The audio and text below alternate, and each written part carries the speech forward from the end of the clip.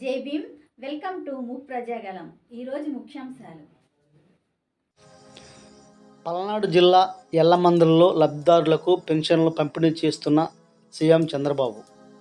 శారమ్మ ఇంటికి వెళ్లి పెన్షన్లు అందచేసి ఆమె కుటుంబ కష్టాలు అడిగి తెలుసుకున్న సీఎం అనంతరం శారమ్మ కుమారుడికి ఎస్సీ కార్పొరేషన్ ద్వారా ₹1,00,000 రుణం అందించాలని, కుమార్తెకు నీట్ కోచింగ్ ఇప్పించాలని అధికారులకు సూచించిన ముఖ్యమంత్రి.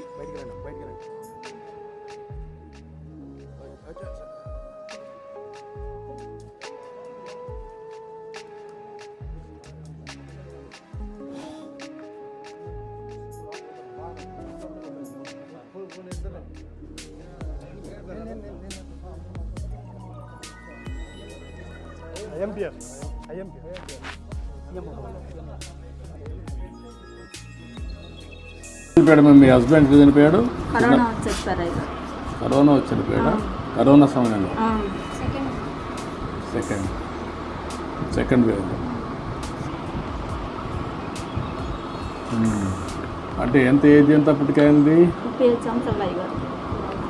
ఏమన్నా అలవాట్లు ఏమైనా ఉన్నాయా? తాగుడు కానీ అవన్నీ?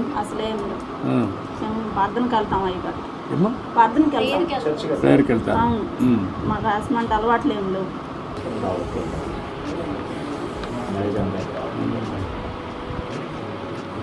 ఇప్పుడు మీ ఇంటి మీద సోలార్ పెట్టిస్తే పెట్టుకుంటారమ్మా? సోలార్ పెట్టిచ్చేస్తే కరెంటు బిల్లు కట్టే పని ఉండదు.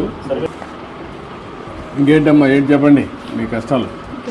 మా కష్టాలు, మా బాబుని చదివించుకోవాలనుకుంటున్నాను. ముఖ్యంగా వాళ్ళ కోసమే నేను ఇంత ప్రయాసపడుతున్నాను. నా బిడ్డల కోసమే, ముఖ్యంగా నా బిడ్డలు చదివించుకోవడం కోసం.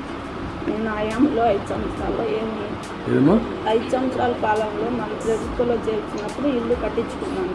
అప్పుడు జరిగిన మళ్ళీ 5 సంవత్సరాల కాలంలో మాకైతే అందుబాటులోకి రాలేదు.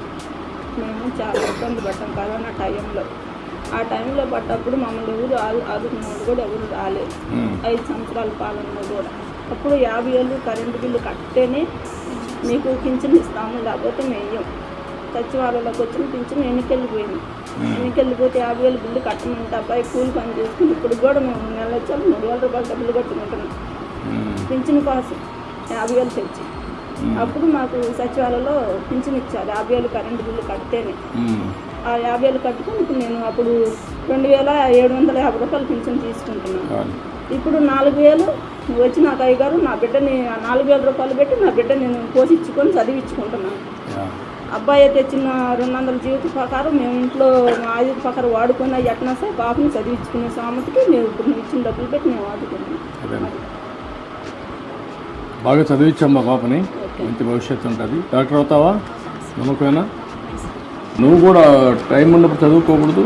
పార్ట్ టైం నువ్వు ఇంటర్మీడియట్ ఏం చేసావు? అప్పుడు పాస్ అయినావు. ఇంటర్మీడియట్ ప్రైవేట్ చేస్తే నీకు క్వాలిఫికేషన్ కూడా వస్తే వ్యాపారానికి కూడా నీకు ఉపయోగపడుతుంది.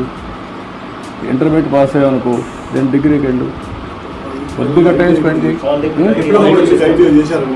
నువ్వు పాలిటెక్నిక్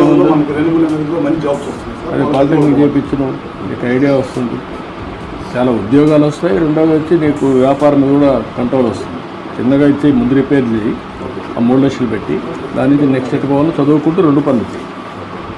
ఓకే అమ్మా, నేను ఆ డబ్బులు కూడా ఇప్పుడు బిల్లు ఇచ్చేసేయమంటాను. ఇది కూడా పెట్టిస్తాం, సోలార్ పెట్టిస్తాం. ధైర్యంగా ఉండండి. ఈ పాపని ఏం కావాలో అవన్నీ ఇప్పి చదివించాలి. నాకు MBBS చేసేట్టుగా మీరు మెంటరింగ్ చేయాలి. రేపటి నుంచి పాప జిల్లా అడ్మినిస్ట్రేషన్ ఉండాలి. ఒకటి టేక్ లాజికల్ ప్రిపరేషన్. ఓకే అమ్మా, చదువుకోవాలి.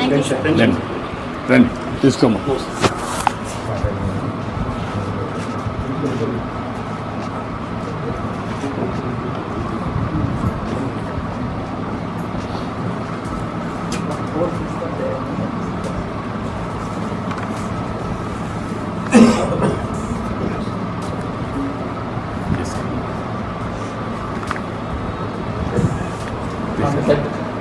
రామ్ అటు ఇట్లా లేమ్మా.